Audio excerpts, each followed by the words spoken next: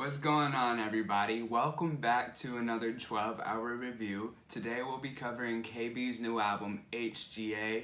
Real quick before we get into that though, one, how y'all like the new setup? Peep down in the background. Two, my new website, shopapexfrazier.com, is up and running now. My Lemons and Lemonade collection is selling out super fast. There's only one size small left. One 2XL, and then a couple of the other sizes are still available. So if you're thinking about purchasing a shirt, I wouldn't wait around too long because they will be sold out quick. Without further ado, let's get into it. So just a quick disclaimer before I get absolutely crucified in the comments. This is a 12-hour review. That is not enough time to properly digest and validate different areas of the album.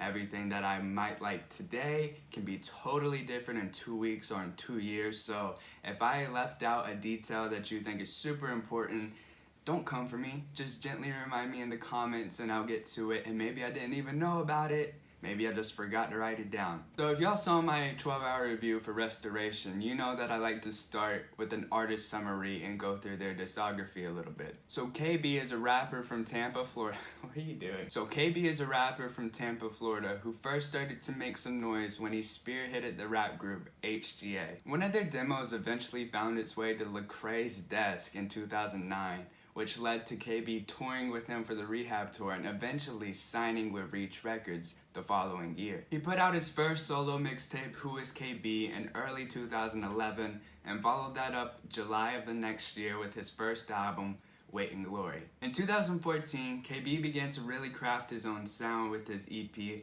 100, that he made with his collective of creatives called Cobra. Now, Cobra will eventually become Native, but we'll get into that soon. Stop. In 2015, KB released his second album, Tomorrow We Live, with hits like Sideways, I Believe, Crowns and Thorns, all making a splash in CHH and CCM. The album was so commercially successful that he was invited to come on Sway in the Morning, and he even got to perform during his interview. KB then went on a small hiatus until the summer of 2017, where he released his third album, Today We Rebel, and that project is an absolute classic. With singles like Monster and Not Today Satan, KB appeared to have arrived at the peak of his position in CHH and where we think that he could be as an artist. This album was once again spearheaded by Native, but unlike 100 and Tomorrow We Live, this promo and merch was also spearheaded by Native as opposed to Reach Records. KB was notably unapologetically black and unapologetically Christian, unlike anything that we have seen in the genre before, and we rarely have seen since. After Today We Rebel, he went a long time without dropping anything.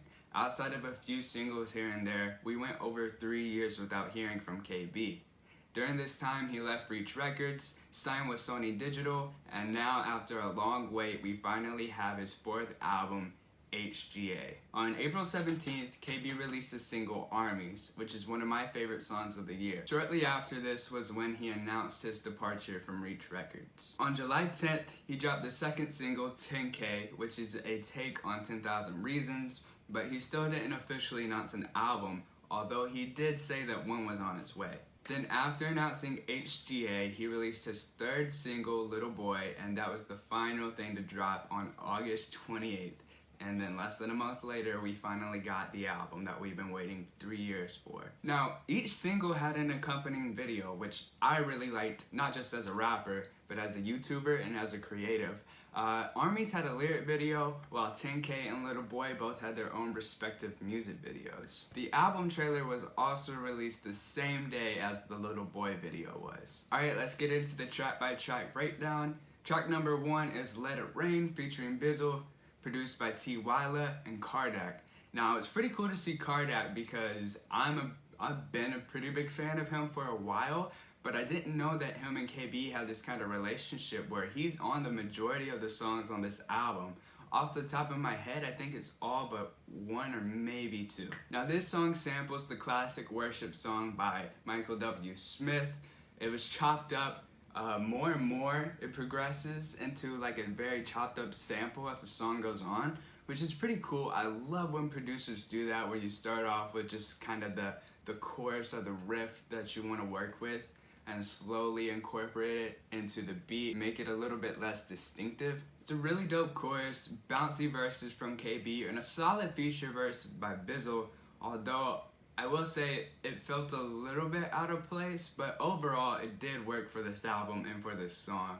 It was just something that was kind of slid in there, I feel like. KB had a great string of bars where he talks about Kaepernick kneeling, which I totally missed the first way through, but going back my second time around, it stood out to me, and I was like, I have to write this down. The next song is Little Boy, produced by Cardec, and this song has no real choruses, but it's 2 fire verses on a very aggressive beat with a little bit of a refrain at the end of each verse. Now this is more of like a hype up song, something that I would picture like a boxer or football player listening to before a game. It's more or less about empowering young men to live well financially and spiritually. The next song was the second single, which is 10K. That was produced by Quentin Coblitz and Wes Ryder.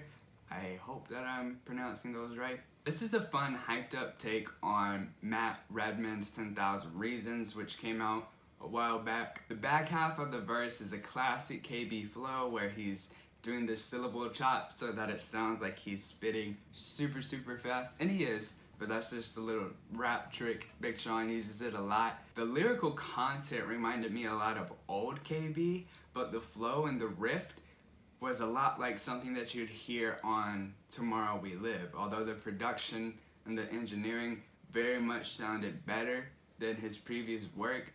You can really tell that he has a bigger label now with Sony and a bigger budget.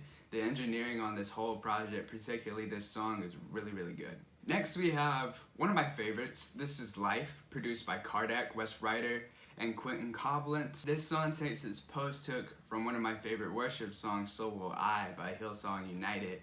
And this is honestly one of the better songs of the year. Its main topic is something that KB reiterates a lot, including when I met him in 2015, yeah, clout plug, and that's just simply, my fame doesn't matter.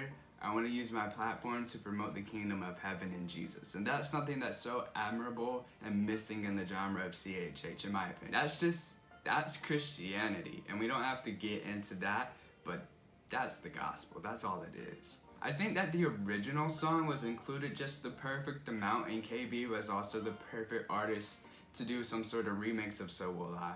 I think that the original song was incorporated like the perfect amount, and KB's verses accompanied it so well. Also, shout out to that Kevin Love bar, that was really hard. Next we have another one of my favorites, back-to-back jacks, as No Dunks will say, Armies. Now this is a take on that song Whom Shall I Fear by Chris Tomlin, and man, this might be the best hip-hop take on a worship song that I've ever heard. It was produced by Mashell, and here you can see, I think this is the first song on the album that Cardec doesn't touch. Correct me if I'm wrong. KB shows off his confidence in the kingdom of heaven and the power of God in a way that was super refreshing when it first came out, about a month after quarantine and everything got shut down.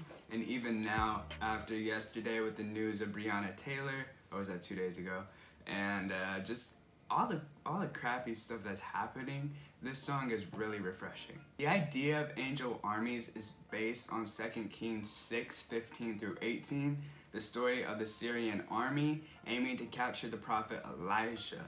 If y'all want to go do your research on that, that's a pretty dope story. I think that KB was the perfect artist to tackle a topic like this. Next up we have Masterpiece, and this song is a beautiful ballad dedicated to his baby daughter Nala. Y'all saw I have a baby named Nala too. She went outside because she was being annoying. The track was produced by Quentin Coblitz and borrowed some lyrical inspiration from KB's 2015 bonus track, Find Your Way.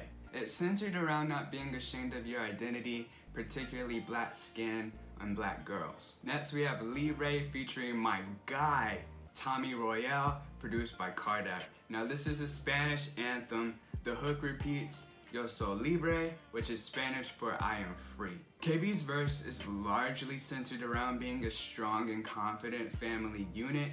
Tommy's verse is entirely in Spanish except for one bar that says, Yeah, they went beef, pero papi estoy vegan. And that was dope. Not gonna lie, that was dope. Next up, we have Yes Song, which is produced by Cardec and Tiwala and featuring Eddie Hogland. I hope that I'm pronouncing that right. This one was literally a worship song, and I'm here for that. It samples Yes I Will by Vertical Worship, which I actually don't remember hearing before. Like the chorus was familiar, but a lot of worship songs are. But I like it a lot. The production was incredible and the drop hit perfectly. The post-chorus was perfect in every aspect and it hit well. The verses were really well written and I think that they were perfect for this song. They were super powerful. One thing KB said that stuck out to me was, when they hurt you, you are what you turn to. I think that was a fire bar. Next up, we have Dark Skin featuring Black Violin, produced by Cardec. This is a very, very heavy song, of course dealing with racism and eventually turning the responsibility to the church, asking why she's failed her people and failed to do the very thing that Jesus called her to do. One of my favorite lines from this whole album occurred on this song where KB says, "There's no left and right side in heaven," which coincides perfectly with something that I put on my Instagram page earlier this week. Track 10, we have We Right Here, produced by Cardec, Quentin Comblitz, and Wes Ryder. Now this is a rock anthem similar to I Believe from his Tomorrow We Live album, but with a more drowned rap sound. It's pretty Southside Tampa, which is dope. I really like when artists incorporate their hometown in their music.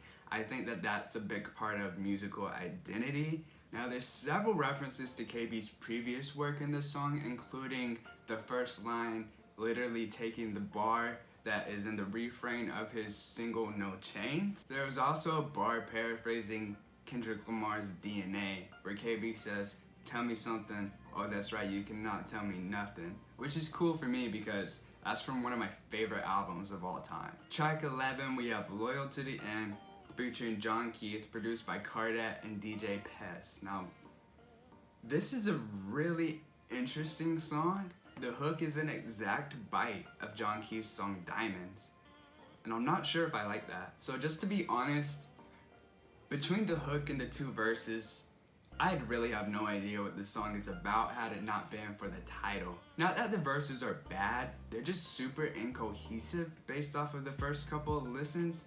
KB borrows a 2-bar riff from his 2013 Be Alright.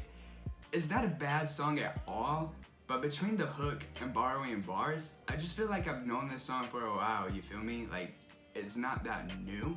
I think Jon's verse is really good for him, but I don't know, I don't think it's mixed super well. Jon's voice is a lot higher than KB's and it feels like they tried to mix their vocals on the same vocal chain, which can work sometimes, but I couldn't really make out all of his lyrics, to be honest with you, and I was listening on pretty good headphones. Overall, it's a decent song, but not one of my favorites for the time being. It could all change. Track 12, we have The Name, featuring Corin Hawthorne, produced by Cardec, Quentin, and Wes. I really like the chorus and the verses on this song. KB has a lot of good bars, reiterating stuff that he's been about, that he said on this album, that he said since he first signed with Reach almost 10 years ago.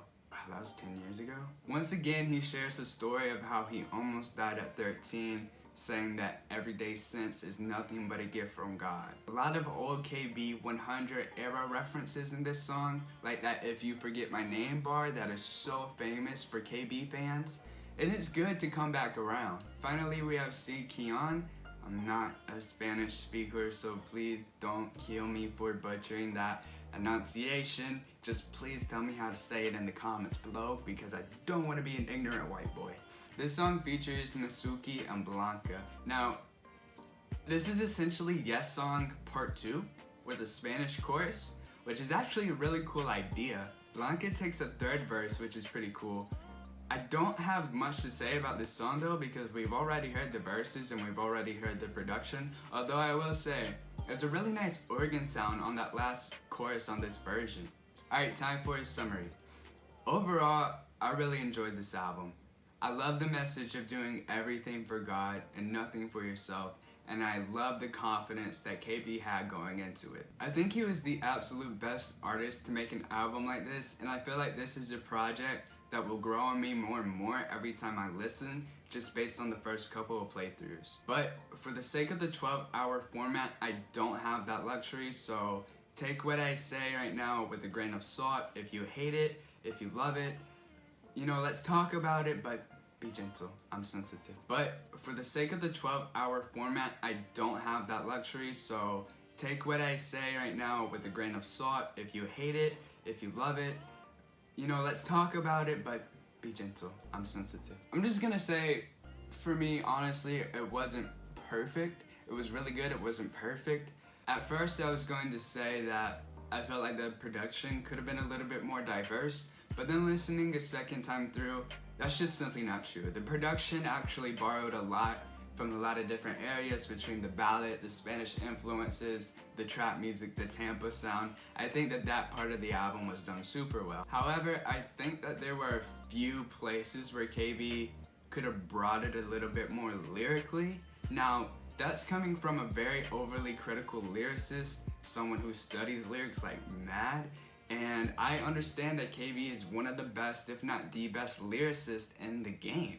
That's why I'm coming at it a little bit more aggressive. There was still a ton of good bars, and like I said, I think I'm gonna catch way more as this progresses, but after a couple of listens, that's just how I feel. To be fair though, I think I was expecting a little bit too much after the absolute classic that was Today We Rebel, and then waiting over 3 years. I just had the highest expectations for this album, which is unfair for someone who is diving into a new sound with a new label and a new group of creatives to help him with this album. At the end of the day, there really wasn't much time for me to sit with this, and to like an album as much as I did just after the first 12 hours, technically 10 hours because I still need to edit this, that's amazing. Spiritually, this album was anointed, and it's great to see KB so intentional with his post-Reach career. This is the kind of album to show your friends who say that Christian music isn't good just to prove them wrong. Something to note is that Native was nowhere on this album as far as the credits go, and that's pretty weird because especially Natalie Lauren has been on every project that KB has made in the past 9 years. Now, maybe something happened, but I don't really want to speculate. I think at the end of the day, what's more likely is KB just wanted to do something different with his new label, a new group of creatives, and let Native handle their own thing with Joseph Solomon, who also dropped a project today, or a single. I haven't checked it out yet, I forgot which one. So I don't think that there was any tension between them, but who knows. That pretty much does it for me. Please let me know how you feel about this project in the comments below. Let me know your favorite song. Let me know your least favorite song. Let me know if you like this review or not. Shout out to everyone who supported me after the Restoration 12-hour review. If you missed that, it's in a playlist on my channel called Music Reviews. If you're new here, please do me a favor and subscribe. Hit that like button so that this channel can grow and that YouTube can see that we're here to stay, that we're serious.